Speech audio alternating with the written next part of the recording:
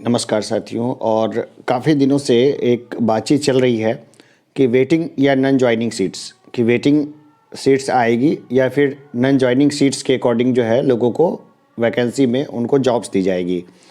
तो ये काफ़ी लंबे समय से चल रहा है। National commission for backward classes ने अपना जो निर्णय दिया था उस निर्णय में उन्होंने एकदम साफ कहा था कि 15 दिनों के अंदर में मेरिट लिस्ट निकाल के सीटें जो है वो प्रोवाइड कर दी जाए।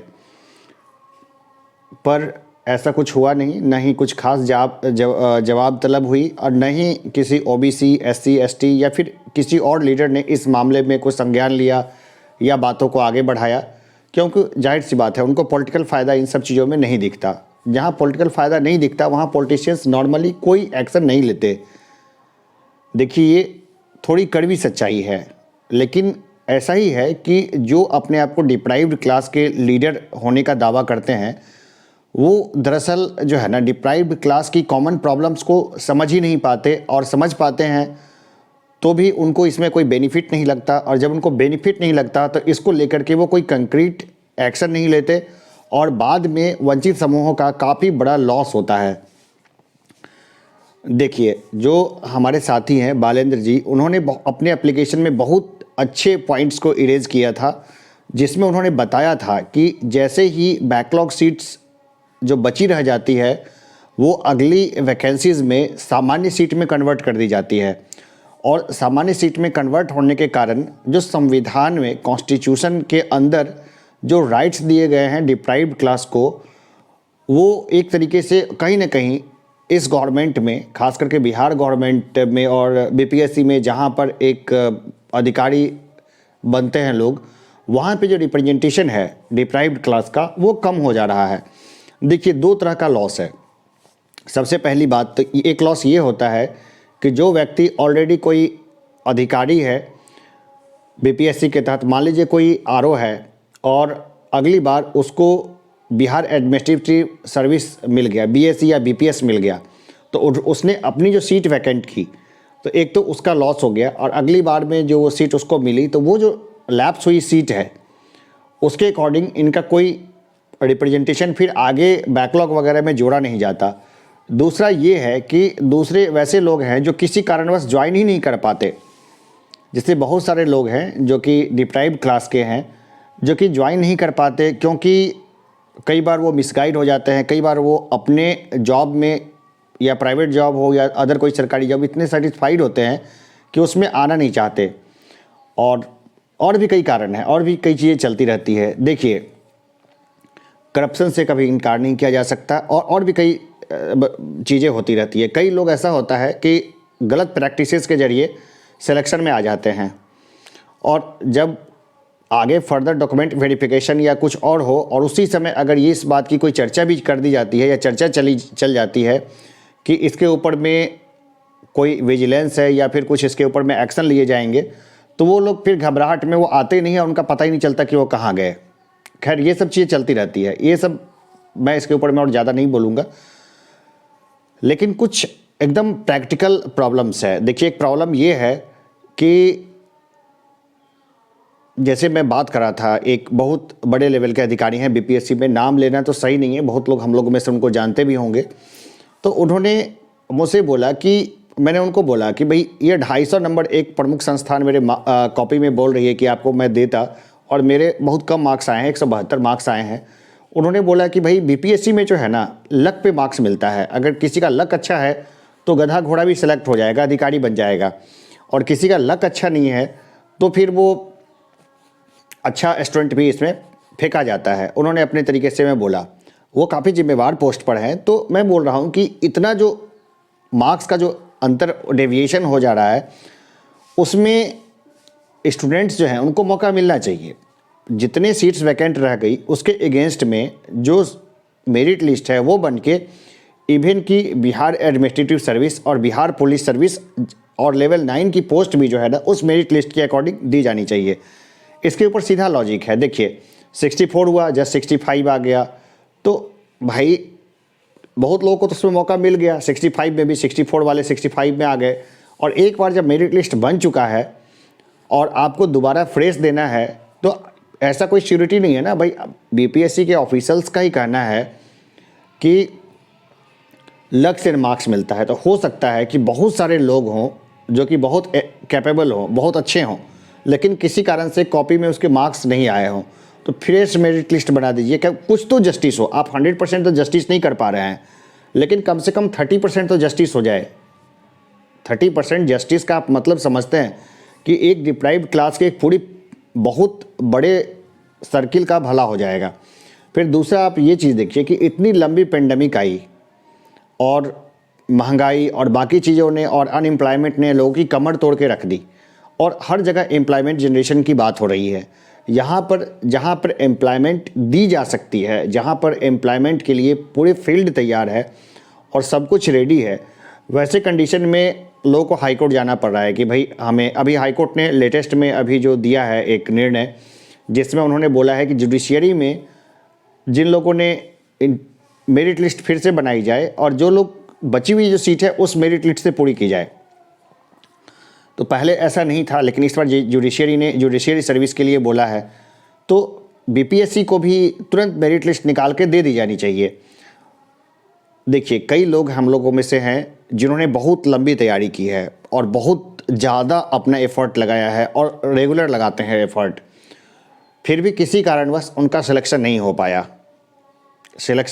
जिसमें बहुत सारे रीजंस थे, जिसमें कि हम लोग पॉजिटिव और नेगेटिव रीजंस दोनों को मैं रखता हूँ।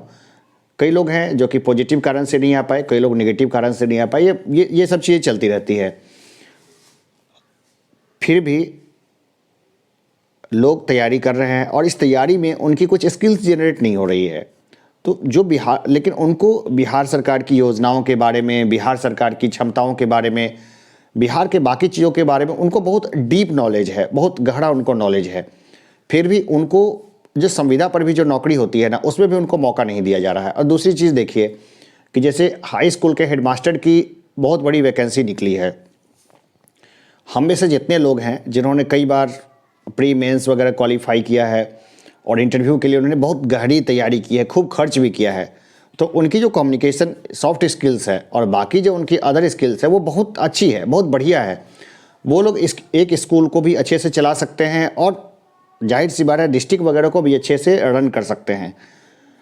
लेकिन क्या है ना कि हाई स्कूल के हेडमास्टर की आप देखिएगा मैक्सिमम पोस्ट खाली रहेगी, लेकिन जो इंटरव्यू वाले हैं उनको उसमें मौका तक नहीं दिया जा रहा है। अगर डायरेक्ट ही लेना है तो उनको उसके लिए एलिजिबिलिटी दे देनी जानी चाहिए, उनको लायक बना देना चाहिए और उनको टाइम दिया जाना चाहिए 3 साल 4 साल 5 साल की, या बीएड या जो उसके लायक जो क्वालिफिकेशन है उसको अर्न कर लेने की। जो लोग डीईओ बन सकते हैं, डिस्ट्रिक्ट एजुकेशन ऑफिसर, वो स्कूल के हेडमास्टर नहीं बन सकते? क्या लॉजिक है यार। मतलब हमने समझिए जो अपने यहाँ से जो हमने अपने नुमाइंदे भेजे हैं, तो हमें कई बार उसके ऊपर काफ़ी अजीब लगता है कि वो क्या सोचते हैं, क्या करते हैं, कुछ करते भी नहीं, मतलब सिर्फ मीठी मीठी बातें गोली वोली देकर सबके भगा देना। तो मेरा यही है कि नॉन ज्वाइनिंग सीट्स और वेटिंग लिस्ट वो हर हाल में होनी चाहिए, और जो लोग प्री मेंस दे करके इस लेवल तक आए हैं उनको जो है ना कहीं सरकार को नियोजित कर लेना चाहिए। अन्यथा तो देखिए कम से कम वो नहीं तो कम से कम उनको एम्प्लॉयमेंट जनरेशन और बाकी योजनाओं का जो लोन होता है वो कोलेटरल फ्री उनको लोन तो दिला दो, कम से कम 25 लाख का, 10 लाख से 25 लाख के बीच का जो भी लोन है कम से कम वो तो कर दो। आप बेरोजगारों की फौज में हाईली स्किल्ड पर्सन्स को, जो लोगों को इन्फ्लुएंस कर रहे हैं, उसको ऐसे ही छोड़ दे रहे हैं, और आप ये सोचते हैं कि इन फ्यूचर में सोसाइटी में सब कुछ आराम से बना रहेगा, कोई आंदोलन भी ना हो या फिर कोई और घटनाएं भी ना हो।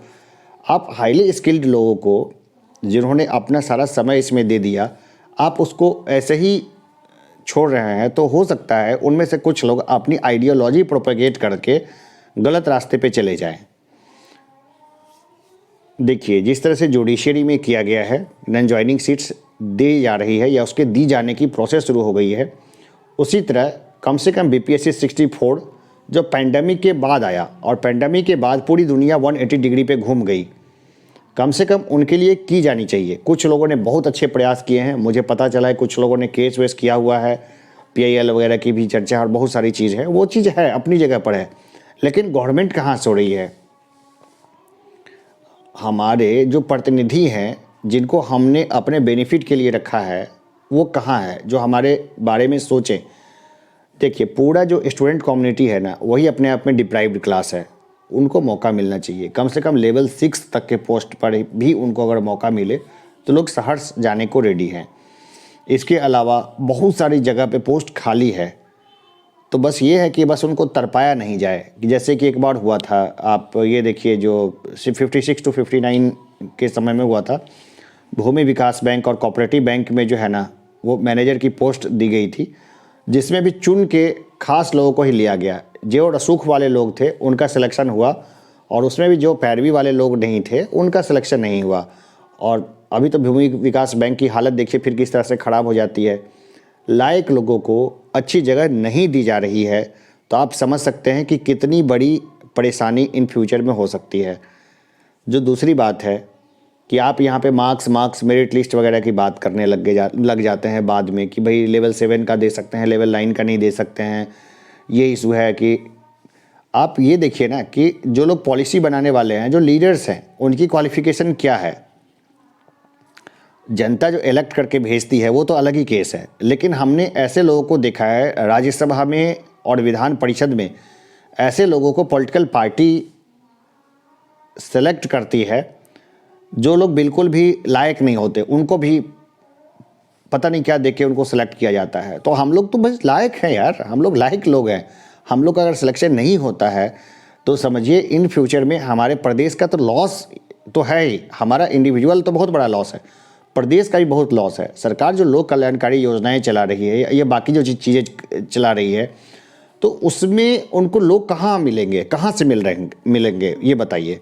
प्लस हम लोग तो कहीं पर एक पैसा देने वाले नहीं हैं, चाहे कुछ ही हो जाए भाई, एकदम सीधी सी बात है। भले अधिकारी बने या ना बने, लेकिन पैसा दे के नहीं जाना जॉब में। तो यहाँ पर ऐसे लोग हैं, तो हम लोग तो ड्राई ऑनेस्ट लोग होंगे हमेशा ही। आप देखिए कि हर बार प्रतिदिन बहुत सारे लोग पकड़े जाते हैं, और जितने पकड़े जाते हैं उससे कई गुना ज़्यादा लोग जो हैं, जो करप्शन में आए हुए हैं, जो करप्ट लोग हैं, कई गुना ज़्यादा लोग हैं, जिनको इंडिविजुअली बहुत लोग जानते हैं। आप किसी भी ऑफिस में चले जाइए, बिना पैसा दिए हुए आपका काम नहीं हो सकता। आप छोटा सा नक्शा लेने जाइए, कुछ भी काम करने जाइए, आप दाखिल खारिज के लिए जाइए, कुछ भी काम कराने के लिए जाइए, चाहे फिर पुलिस के पास जाइए, आपका पासपोर्ट का वेरिफिकेशन आया हुआ है, उसमें भी आपको चौकीदार को भी कुछ देना होगा और थाने का रेट तय है, वहाँ पे आपको उतना पैसा देना ही होगा, अन्यथा वो बहुत परेशान करेंगे। या तो स्माइल दे के प्रेम से मांग लेंगे, अन्यथा वो थोड़ा सा टाइट करके वो मांग लेंगे। तो ये इश्यूज़ है। ऑनेस्ट लोगों के सिलेक्शन के लिए भाई बहुत सारे तरीके हैं, और बीपीएससी में रिफॉर्म्स की भी ज़रूरत है। तो रिफॉर्म के ऊपर में मैं अलग से वीडियो बनाऊंगा। अभी एक पब्लिक सर्विस कमीशन ने बहुत अच्छा जो है ना अपना वो मॉडल सेट किया है, वह उसके ऊपर मैं बात करूंगा। अभी मैं यही कहूँगा, सभी लोग से यही गुजारिश है कि नॉन ज्वाइनिंग सीट्स के अगेंस्ट में, जिसको वेटिंग बोलिए या नॉन ज्वाइनिंग सीट्स बोलिए, जितनी जल्दी हो सके गवर्नमेंट को निर्णय लेना चाहिए। कोर्ट ने बहुत अच्छा किया है ये संज्ञान लेकर के, और आगे थोड़ी सी जो है ना मतलब लोगों को उम्मीद बनती है तो वो कोर्ट से ही बनती है। और बस इतना ही अभी के लिए, फिर मिलते हैं। धन्यवाद। जल्दी हम लोग मिलेंगे फिर वापस से।